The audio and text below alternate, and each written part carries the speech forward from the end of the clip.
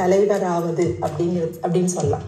So சின்ன வயசுல நம்ம ஸ்கூல் படிக்கும் போது நம்ம எல்லாருமே கட்டுரைகள்லாம் எழுதியிருப்போம்ல, நான் பிரதமரானால், நான் முதல்வரானால், நான் அதிபரானால் அப்படின்னு நம்ம என்னெல்லாம் பண்ணுவோம் அப்படின்னு. நான் ஆணையிட்டால் அது நடந்து விட்டால் இந்த ஏழைகள் வேதனை பட மாட்டார் அப்படிங்கிற மாதிரி. எனக்கு மட்டும் அதிகாரம் கிடைச்சதுன்னா நான்லாம் எல்லாத்தையும் மாத்திடுவேன் தெரியுமா.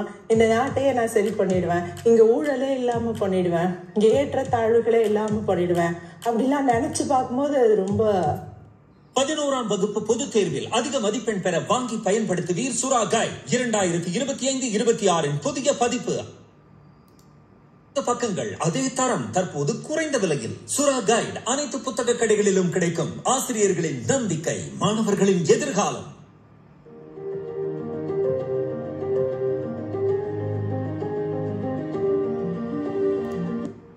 ஃபென்டாஸ்டிக்கா தான் இருக்கு. அல்லது நாட்டை விடுங்க, பிரதமர் பதவி விடுங்க, இந்த குடும்பத்துல எல்லாரும் நான் சொல்றதை கேட்டாங்கன்னா, என்னோட ஆபீஸுடைய தலைமை பதவி எனக்கு கிடைச்சதுன்னா, எனக்கு மட்டும் மேனேஜரியல் பொசிஷன் கிடைச்சதுன்னா, இந்த டிஸ்ட்ரிக்டோட ஹெட்டா நான் இருந்தேன்னா நான் எவ்வளோ நல்லா நிர்வாகம் பண்ணுவேன் தெரியுமா, நான் எவ்வளோ ஃபென்டாஸ்டிக்கா இந்த இடத்த எடுத்துட்டு போவேன் தெரியுமா, வழி நடத்துவேன் தெரியுமா அப்படின்லாம் யோசிச்சு பார்க்காதவங்க யாருமே இருந்திருக்க மாட்டாங்க. யோசிச்சு பார்க்கறது ரொம்ப ஒரு ஃபேண்டசி, ரொம்ப பிரமாதமா இருக்கும். ஆனா உண்மையிலே யோசிச்சு பார்த்தோம்னா நம்ம கிட்ட யார் அந்த தலைமை பதவியை, அத்தாரிட்டியை தட்டுல கொண்டு வச்சு கையில கொடுக்க போறாங்க? இனிமேல இருந்து நீதான்ப்பா லீடர், நீ சொல்றத நாங்க எல்லாரும் கேட்கிறோம் அப்படின்னு யாராவது சொல்லுவாங்களா? சோ தலைமை பதவி கிடைச்சதுக்கு அப்புறம் தான் நான் ஒரு விஷயத்த செயல்படுத்துவேன் அப்படின்னு நாம முடிவு பண்ணி வச்சிருக்கோம் இல்லையா. என்னால அப்பதான் இந்த சமூகத்துல ஒரு மாற்றத்தை கொண்டு வர முடியும். நான் சொல்றது எல்லாரும் கேட்டாங்கன்னா நான் எல்லாத்தையும் அப்படியே மாத்திடுவேன் அப்படின்னு நம்ம நினைக்கிறோம் இல்லையா. அது ஒரு மித், அது ஒரு பொய், அது ஒரு பொய்யான நம்பிக்கை, மூட நம்பிக்கைன்னு சொல்லலாம். அந்த மாதிரி ஒரு விஷயம் நடக்க போறதே இல்லை.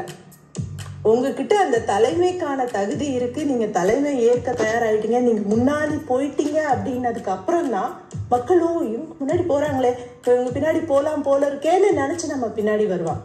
இப்ப நீங்க அட்மையர் பண்ற லீடர்ஸ் யாரை வேணாலும் எடுத்துக்கோங்களேன். அவங்க பிசினஸ் லீடரா இருக்கலாம், உங்க ஆர்கனைசேஷன் லீடரா இருக்கலாம், உங்க கிளாஸ் ரூம் லீடரா கூட இருக்கலாம், அல்லது பாலிடிக்ஸ்ல நீங்க வாழக்கூடிய நாட்டுல, மாநிலத்துல இந்தியாவோட லீடரா இருக்கலாம், அல்லது சமீபத்துல இலங்கையில நடந்த அந்த போராட்டத்துல உதித்தெழுந்த பல தலைவர்களா இருக்கலாம். யாருமே அவங்க கிட்ட போய் இருந்தாப்பா நீதான் இனிமேல இருந்து தலைவர், நீதான் எல்லாத்தையும் பாத்துக்கணும், நீ சொன்னதான் எல்லாம் நடக்கும் அப்படின்னு கையில கொடுத்து அவங்கள யாரும் தலைவர் ஆக்கல. ஸோ நீங்க அட்மையர் பண்ற எந்த ஒரு தலைவரா இருந்தாலுமே அவங்க ஒரு சுயமா அந்த தலைமை பண்புகளோட உதித்தெழுந்தவங்களா தான் இருப்பாங்க. இல்லைங்க அப்படி இல்லை, இவங்க அப்பா லீடரா இருந்ததுனால இவங்க கிட்ட பொசிஷன் போயிடுச்சு அப்படின்னு நாம சொல்றது கூட ஒரு பொய் தான். ஏன்னா 4-5 பேர் அந்த அப்பாவுக்கு பிறந்திருந்தா கூட யாரோ ஒருத்தருக்கு தானே அந்த தலைமை பதவி போகுது. அப்போ அந்த ஒருத்தர்கிட்ட ஏதோ ஒரு யூனிக்னஸ் இருக்கு, அந்த அந்த தலைமை பதவியை கிராப் பண்ணக்கூடிய ஒரு தன்மை அவங்க கிட்ட இருக்கு. இதுவும் இல்லை, எதுவுமே இல்லை, சும்மாவே அவங்களுக்கு இவங்களோட பையங்கிறதுனால, இவங்களோட பொண்ணுங்கிறதுனால அவங்களுக்கு தலைமை பதவி வந்துச்சு அப்படின்னு சொன்னா அவங்களால அதுல ரொம்ப நாள் சஸ்டைன் பண்ண முடியாது. அவங்க அழிஞ்சு போயிடுவாங்க. அவங்க சார்ந்த அமைப்போ நாடோ எதுவா இருந்தாலும் அதுவும் அழிஞ்சு போயிடும். இல்லை இன்னொருத்தர் அவங்கள தள்ளி விட்டுட்டு அந்த அதிகாரத்தை கையில எடுத்துருவாங்க. இதுதான் நம்ம வரலாறு நெடுகிலும் பார்த்த உண்மை. இந்த உண்மையை பத்தி தான் இந்த புத்தகத்துல இந்த ஆத்தர் பேசியிருக்காரு. How to lead when you are not incharge அப்படின்னா, தலைமை பதவி கிடைச்சதுக்கு அப்புறம் நான் அப்படியே இன்சார்ஜ் ஆயிடுவேன், எனக்கு ஒரு பவர் கிடைச்சிச்சுன்னா, அதிகாரம் கிடைச்சிச்சுன்னா, அத்தாரிட்டி கிடைச்சிச்சுன்னா நான் இங்க மாற்றத்தை பண்ணிடுவேன் அப்படின்னு நினைக்கிறோமே, அது நடக்கவே நடக்காது. உங்க கையில கொண்டு வலுக்கட்டாயமா அந்த அதிகாரத்தை திணிச்சு உங்களை ஒரு பதவியில ஒரு சேர்ல உட்கார வச்சா கூட அங்க ஒரு மாற்றத்தையும் நம்மளால உருவாக்க முடியாது. ரொம்ப சிம்பிளா எடுத்துக்கோங்களேன். ஒரு பேரண்ட், அவங்களோட ஒரு பெற்றோர்கள்னா அவங்க குழந்தையோட வாழ்க்கைக்கு அவங்க ரெஸ்பான்சிபிள். நீங்க உங்களை ஒரு கிளாஸ் ரூம்ல கொண்டு போய் ஒரு 10 பசங்களுக்கு டீச் பண்ணுங்கன்னு சொல்லி போடுறாங்க, அல்லது ஒரு சின்ன டீமை கொடுத்து இவங்களை மேனேஜ் பண்ணுங்கன்னு சொல்றாங்க. உங்ககிட்ட பதவி கிடைச்ச உடனே நீங்க சொல்ற எல்லாத்தையும் மற்றவங்க கேட்டுடுறாங்களா? இந்த மாதிரியான சின்ன சின்ன அதிகாரங்கள்ல இருக்கிறவங்க நம்ம உட்பட எத்தனை முறை புலம்பிருக்கோம், நான் சொல்றது யாருமே கேட்கறது இல்லை, நான் சொல்றது யாருமே காதுல வாங்கறது இல்லை, நான் சொல்றது இவங்களுக்கெல்லாம் புரியவே மாட்டேங்குது அப்படின்னு. அப்போ உங்ககிட்ட அதிகாரம் இருக்கு அத்தாரிட்டி இருக்குங்கிறதுனாலயே மற்றவர்கள் உங்களை தலைவரா ஏத்துப்பாங்கன்னு அர்த்தம் கிடையாது. மற்றவர்கள் உங்களை தலைவரா ஏத்துக்கிட்ட மாதிரி நடிப்பாங்க.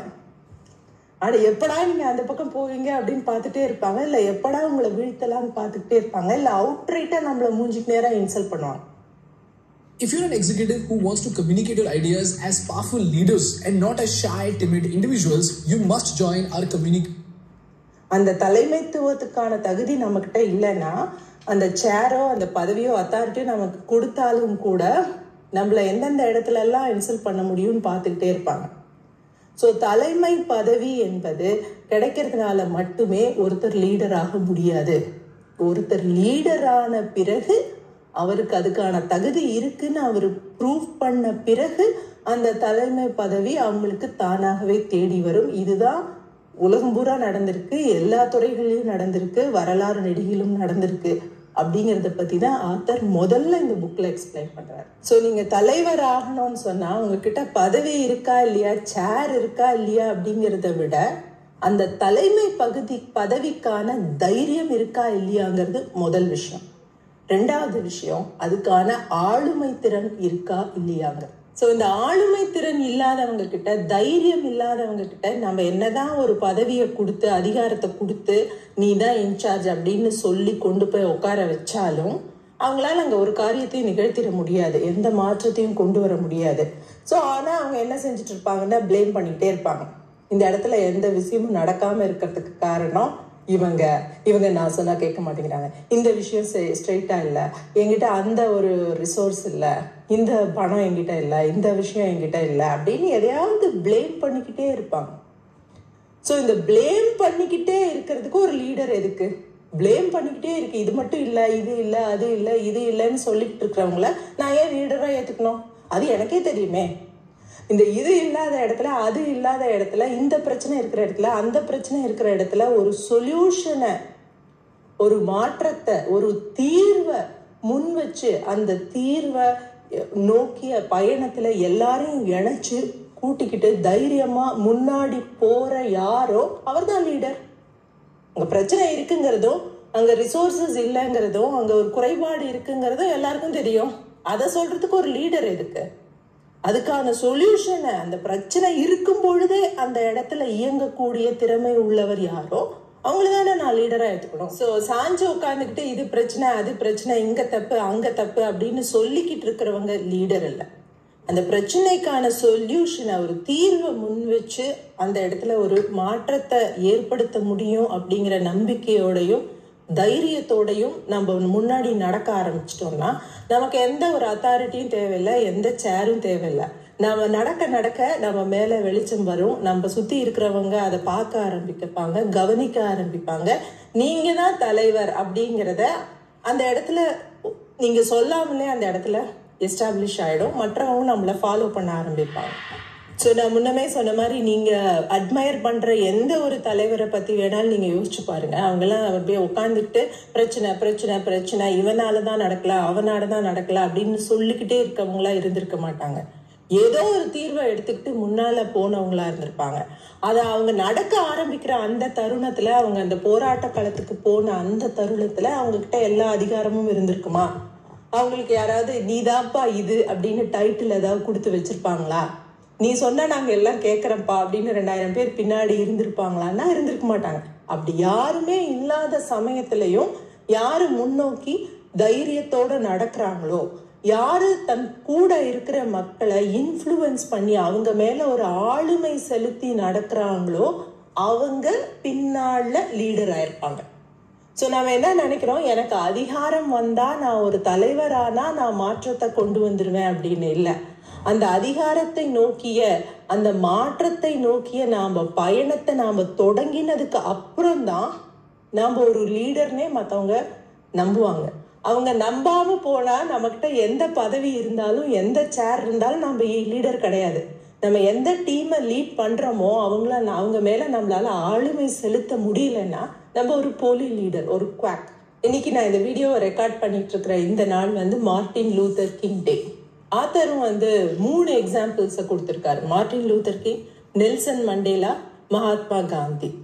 ஸோ இவங்க 3 பேருமே பெரிய இன்ஃப்ளூயன்ஷியலான குடும்பத்துல பிறந்தவங்க இல்லை, பெரிய அரசியல் செல்வாக்கு மிக்க குடும்பத்துல பிறந்தவங்க இல்லை. இவங்க தந்தை கிட்ட இருந்து அதிகாரத்தை இன்ஹெரிட் பண்ணிக்கிட்டவங்களும் இல்லை.